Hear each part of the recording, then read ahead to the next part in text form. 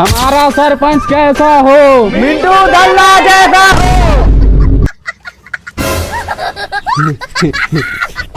मिंटू भैया बोल बे, मिंटू भैया। आए आदमी लेके हाथ में इसने नारा लगाई मोर का इज्जत रही तोर 500 कट आज के।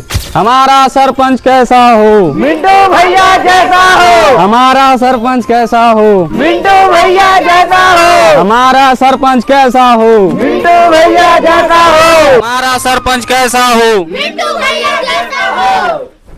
कहाँ पर दाई? खुश रह बेटा, तू खड़ेगा सरपंच चुनाव में। हाँ दाई, हमारे भैया सरपंच पद पर खड़े हो। एकदम सरल आदमी वो, भारी वोट से जिताना है हमारे भैया ला। वो तो ठीक है, का करूँ हमार मन पर तेला बाता। माजी ते टेंशन मत ले, पानी बिजली कपड़ा लत्ता रोटी सबके सुविधा कराबो। अरे मैं खड़े हूँ ना, मैं पारी सरपंच में, टेंशन मत लो, सबके सुविधा कराऊँ। बस और कुछ नहीं।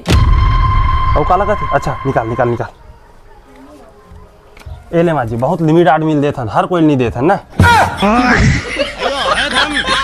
धोखा हो, मैं विकास के बात करत हो तो 2000 रुपया धरा तो दोबारा हो रे पारा। अब 1 रुपया बचे रे। 200 बच बचे। हाँ तो ठीक है, जाको आटा लाबे, शाम को आधा आधा मान लेबो।